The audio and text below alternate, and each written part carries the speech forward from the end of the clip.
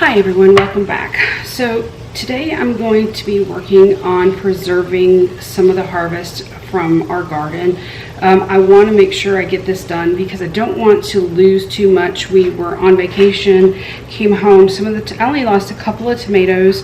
We also had storms that came through and knocked over one of my garden towers, which then knocked over two more. So we kind of lost several plants, and we lost some things that weren't ready to be picked yet were already on the ground, and so we're just kind of trying to recoup what we can and just get everything situated. And so I have this tray of assorted of tomatoes.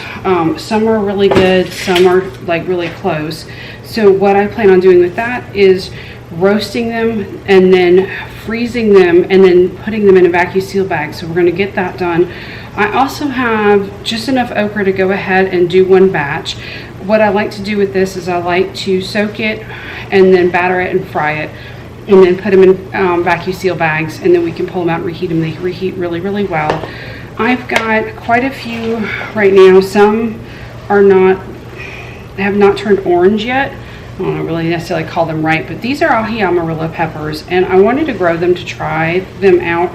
We like to eat these in Peruvian dishes, and so, but you can't find them in our local grocery stores, and so I decided just to find the seeds and grow them myself. However, I've got so many coming, so this batch I am just going to freeze these, and then that way I can pull them out and slice them to put in our dishes. The others I'm going to dehydrate and turn into a powder that I can add to dishes as well. I also have this really big bowl of jalapenos. I'm hoping I have enough in this bowl to go ahead and do my cowboy candy for the year. I love to do it every single summer, and it usually will carry us close to a year. This year we ran out, or well, actually I shouldn't say we ran out. We still have some in the fridge, but I don't have any more in my pantry to use. I also have this bowl of peppers, and I have more in the refrigerator I've got to pull out as well. These I want to just go ahead and slice and dice to put with onions for things like fajitas or to go into chilies and things like that. So the slice will be fajitas, the dice will be for chilies, and freeze them. I don't mind freezing peppers and onions. They do really well, and so I actually like it for the fajitas because they kind of caramelize when you cook them, and I really like that taste and texture. So we're going to go ahead and start to get all this stuff ready and prepped, and then let's just get cooking. Okay, so the first thing I'm going to start with is the tomatoes. I'm just going to go ahead. I've got the oven going for some bread I'm going to be making. Now these are called Midnight Roma tomatoes. My mom gave me these when we were up visiting, so I only have a couple of them. And so I'm really hoping that, she said they're fantastic. She made a sauce with them and said they were really good. So I'm going to go ahead and get all these tomatoes cut and then put on the tray. And then from there I'm going to add olive oil and salt and pepper.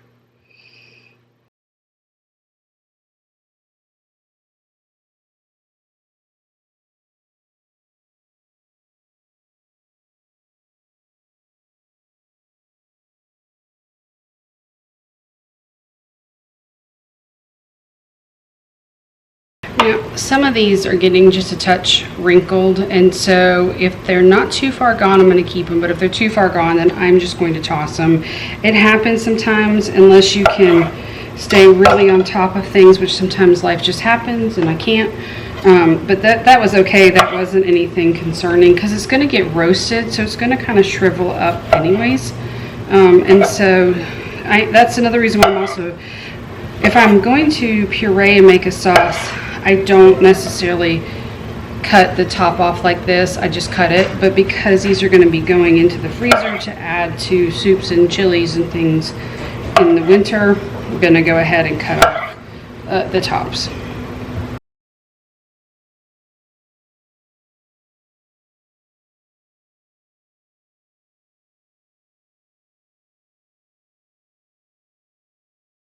Okay, so I had several that, not several, but I had a few that I just didn't feel comfortable using. They were just too far gone. So we're just going to set these aside. I have a ton of tomatoes still coming, so I'm not too worried about losing a few of them.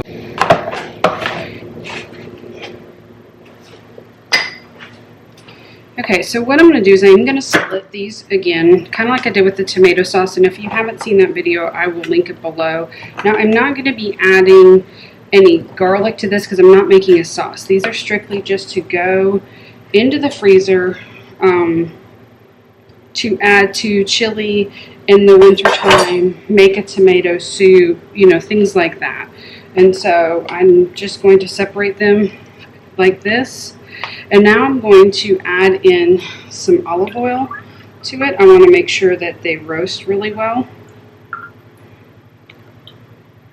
Do the same thing on this pan.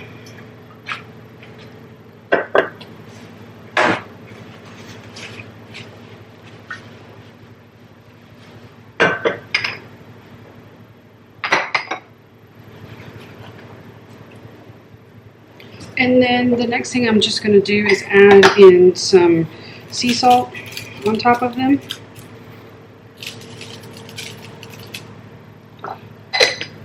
And then I'm just going to add a little bit of pepper to them. And then I'm going to toss all these together. And I'm going to set them aside. I normally would roast these at 375. Right now my oven is set to 350 for the bread that I'm going to be baking soon. So we're going to set these aside. After I toss them, and then work on another project while I'm waiting for the oven to be ready.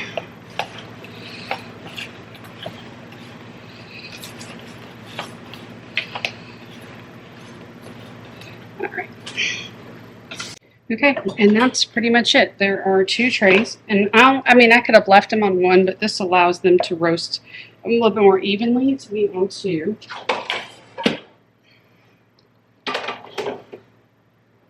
So we're going to set them there. And then I think what I'm going to do, got a tomato that's not quite ripe yet, is go ahead and work on the green peppers and get these, go ahead and get them cut open and then sliced. And then I can go from there for slicing and dicing. Now when you cut a pepper, just make sure to take the membrane out. You want to remove that before slicing. I know a lot of people don't, but it's just one thing, you know, we were taught when we worked in a kitchen. My husband and I met in culinary school, and so was to take out the center. You just don't want to chew on it. It's got some bitterness to it. I mean, a lot of people do, so if you do, it's not the end of the world, but we like to remove it. So let me just get my little area here.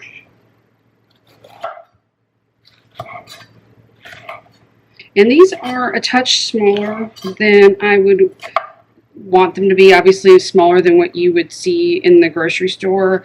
These were some of the things that fell off, these green peppers, when the storm came through and knocked over my tower. We were not here, but my daughter was. She said she thinks it was just a domino effect that took out 3 towers, which is very possible, but we always get some strong storms here in Florida, so anything's possible.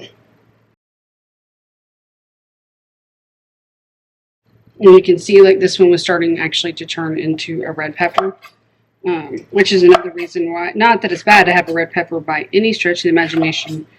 I just wanted to go ahead and get this done now.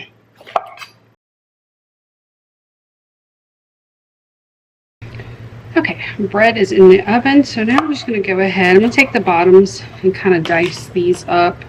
I will be adding, obviously, more than just this for the diced peppers, but better to use the bottoms for things I want to dice up.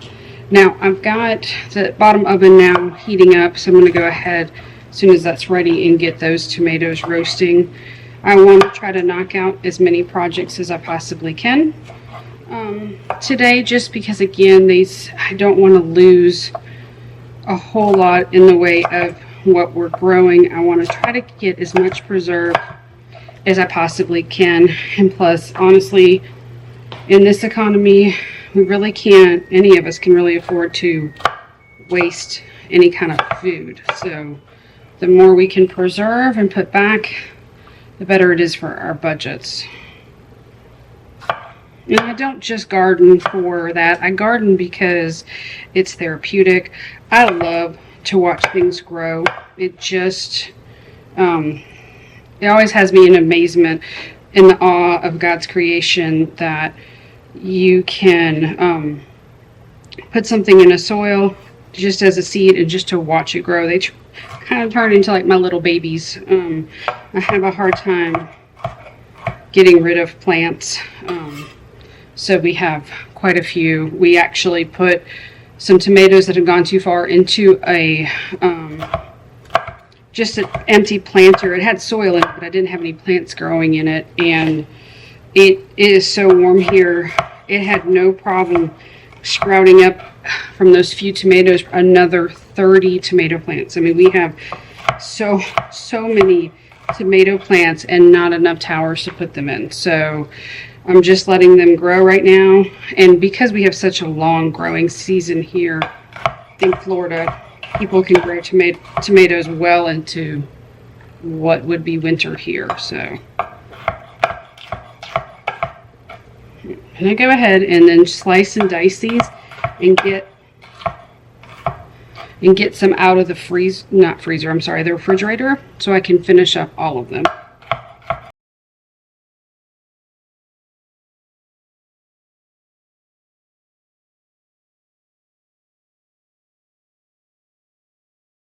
Okay, so it looks like I don't have as many green peppers in here. My daughter had put these in the refrigerator per my request. And so I'm just going to separate out really quick these peppers that I have. As you can see, now I have this big bowl right here. These are snacking peppers. So they come in a variety of different sizes and then colors. Let me see if I can grab, like I've got purple, red, orange, and so we will use those just to snack on, put them in salads and things like that.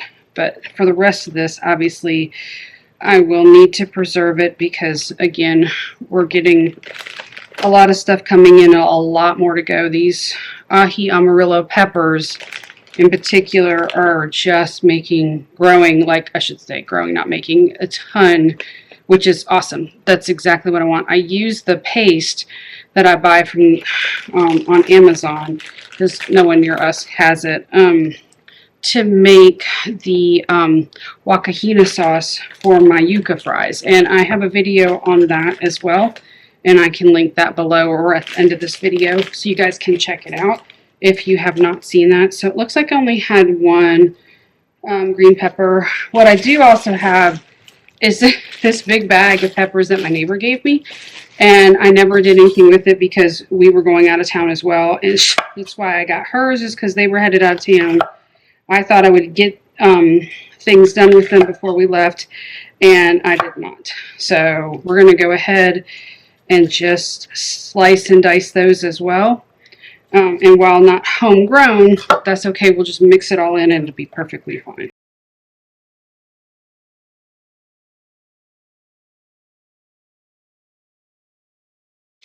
Okay, these are starting to get just a touch wrinkly, but they're going to be okay. And I'm going to get these washed and then get these, most of them may be okay. Let's find out what's in here and how they're doing. These are... that one's a little far gone.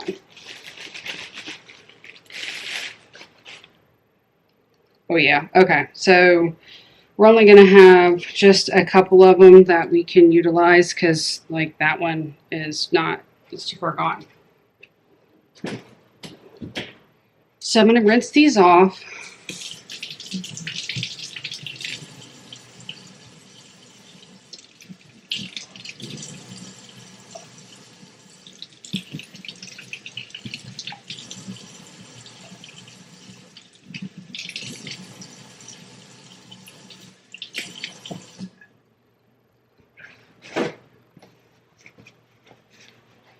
Okay, and then we're just going to go ahead and same thing, just going to utilize what I can on what's still good on these peppers. I hate that I let these go, but again, we went out of town too, and I just couldn't get to what I wanted to do with these, which is to make stuffed peppers. So we're just going to go ahead and slice and dice them.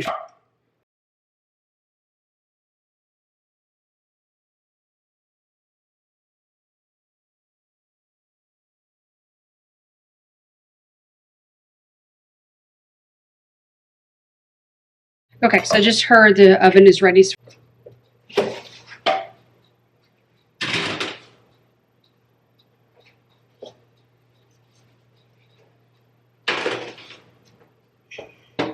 I'm going to set a timer for 30 minutes for the tomatoes, and then we'll check them and see if they need to go to 40 minutes.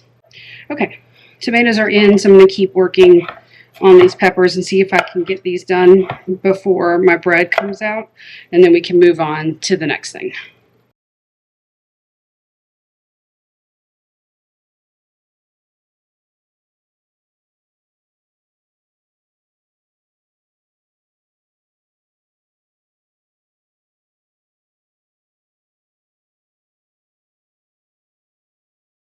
We have a big bowl of diced peppers, sliced peppers. I'm still going to do onions to add to these. I'm going to get the pepper cleaned up, all the scraps here. See if I can't get this out of the way. And well, now I'm making a big mess. I'll get this all set up, cleaned up. And then we're going to move on to the next thing. I do have poblano peppers that need to be cut as well. I'm going to check on them and see how many I have. I don't remember, they got put in the fridge, so I'll have to pull them out and then kind of just move along from there and get those.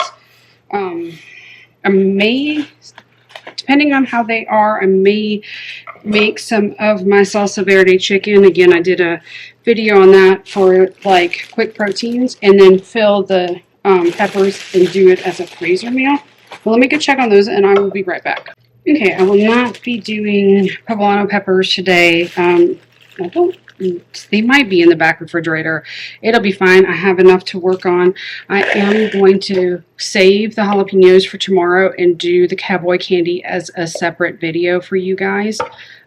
Just because this requires obviously a water bath canner and a bit more time. So as long as I get some of this other stuff taken care of, these can last just one more day. I mean, they're in really good condition. And then that way I can get all of this together and make that separate. I really honestly don't want to make my videos too long. I don't know about you guys, but when I watch YouTube, sometimes longer videos, I either don't have the attention span for it, there's too much going on, or I can't commit that kind of time. So I want to try to keep these videos for y'all within a reasonable amount of time to show you what I'm doing in my kitchen, and just to hopefully inspire you in your own kitchen as well. So now that the peppers are done, I'm going to go ahead and I think I'm going to just go ahead and get my vacuum sealer, and we'll get some of these things vacuum sealed before we move on to the okra. I definitely want to do the okra today just because, well, you can see some of them got insanely big. It's so easy when you grow these for these to go from being this size to this size with no problem. Like, I mean, in a blink of an eye, they grow so quickly. So I do want to get these done, and then we'll just kind of go from there. So let me go ahead and get my vacuum sealer in my bags, and I will be right back. Okay, so this is the vacuum sealer that I use. I will put a link down below so you guys can check it out and see. I have said this before in another video. I found this to be like the best investment for my kitchen to help preserve food. It really does make all the difference in the world on being able to put up food, protect it from the freezer so it doesn't have freezer burn, and so your food will last longer. So I'm gonna go ahead. I've got two different size bags. These are a 6 by 10 inch.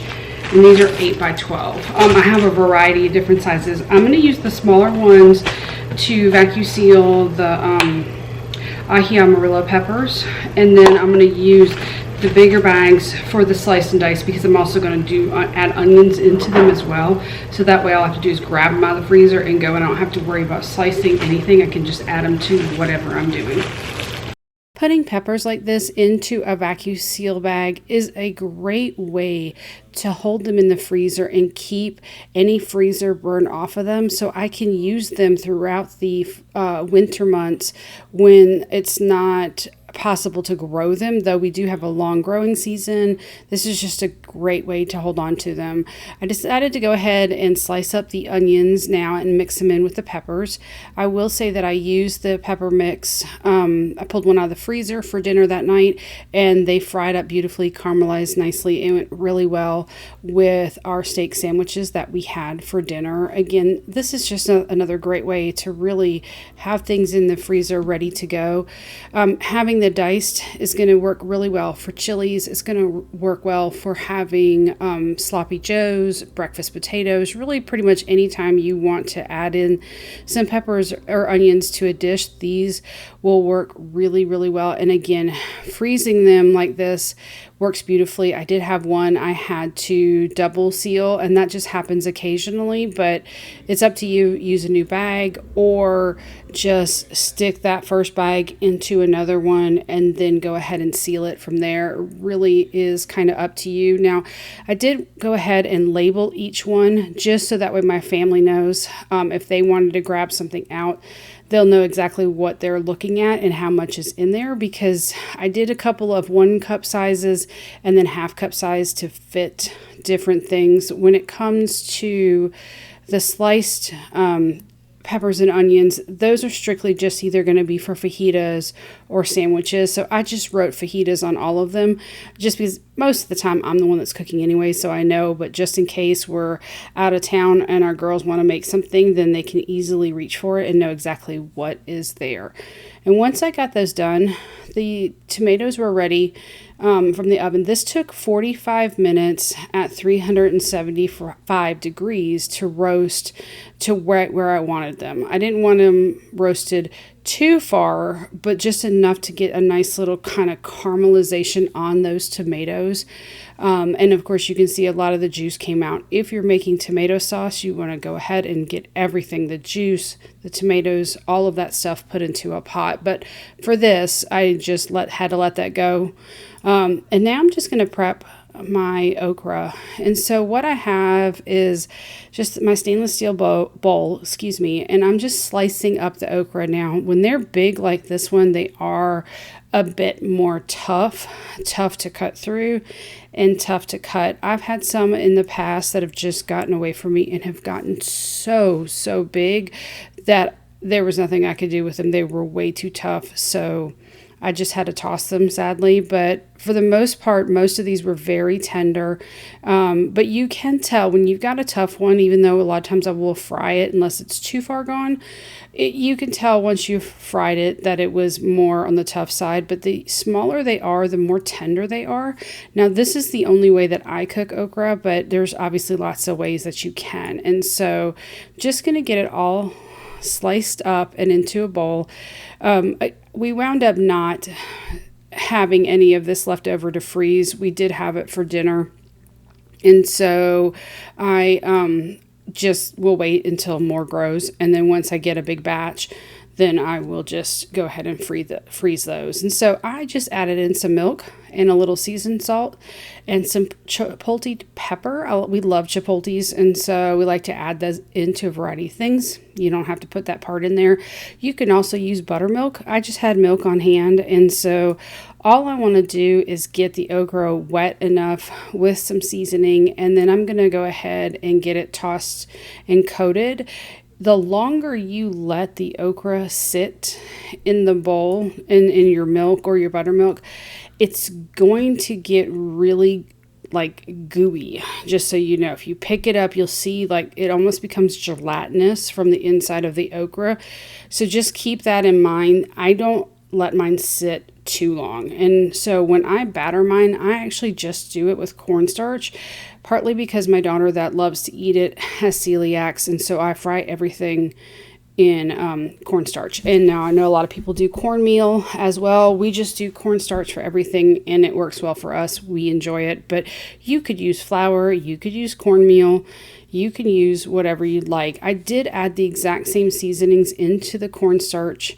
It's just how I do my food when I'm frying. I like to add it into the wet mixture and into the dry to make sure that everything is infused with the flavor, and it worked really, really well. These turned out fantastic.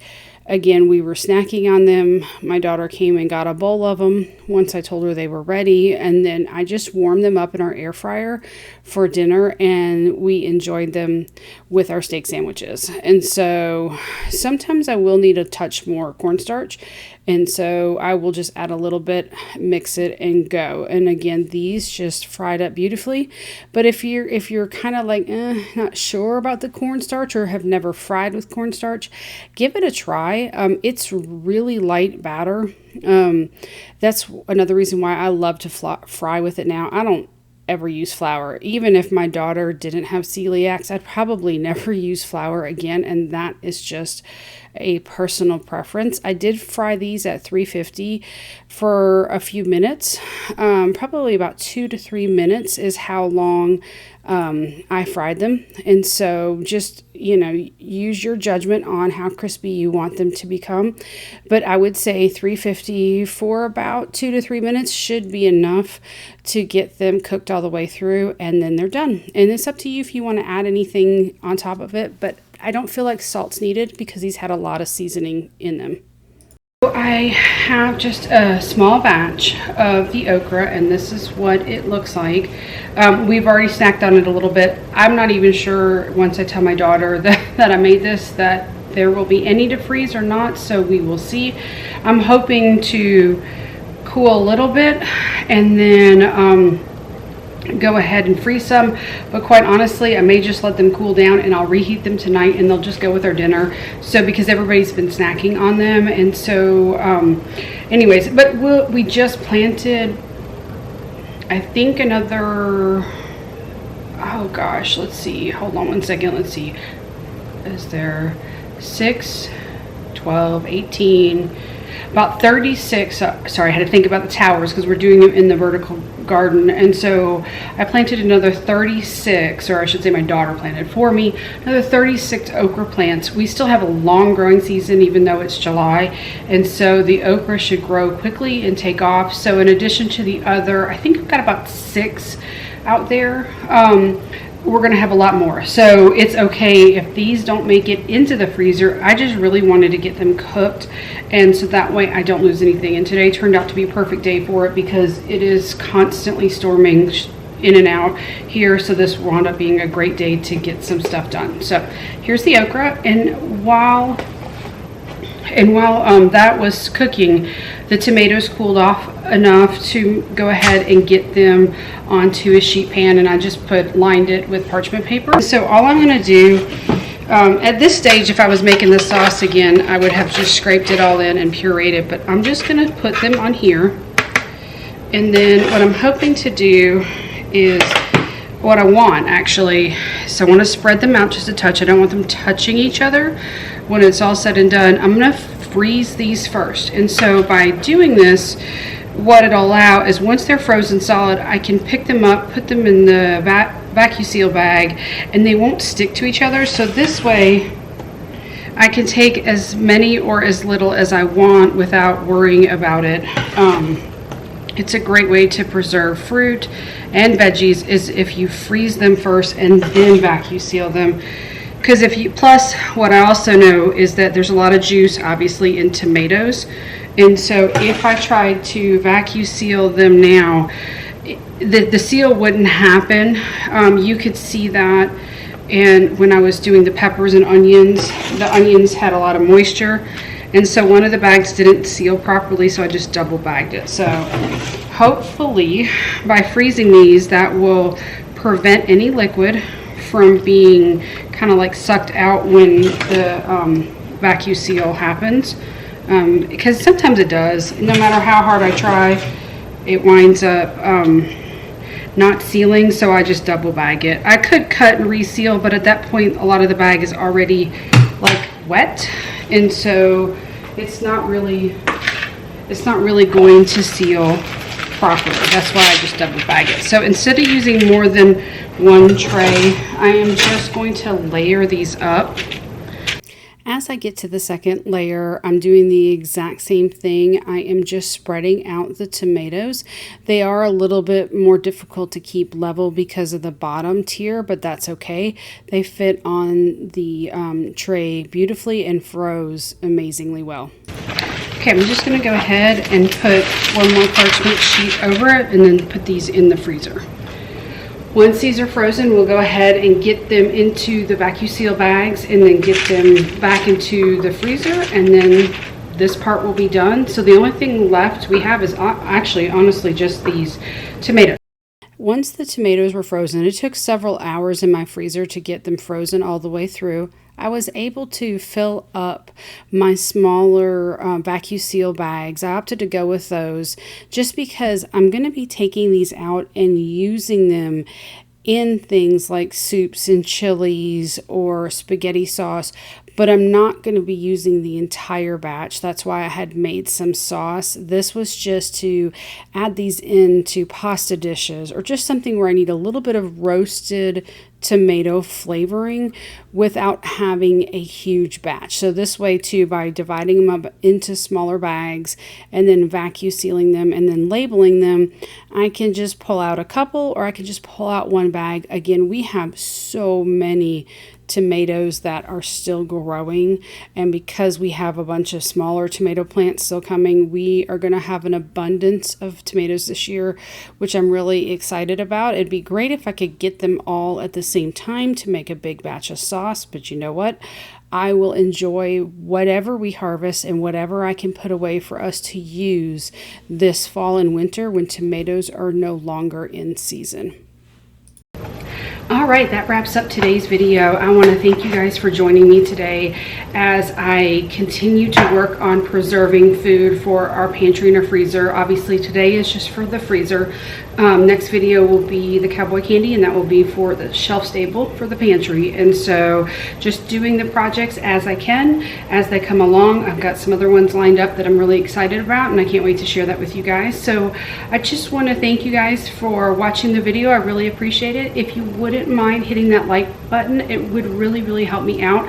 It helps that algorithm on YouTube to get these videos out to more people, and if not, that's okay too. You know what, I'm just here to make videos and share them with you guys and hope that people enjoy them. So I will see you guys in the next video. Bye.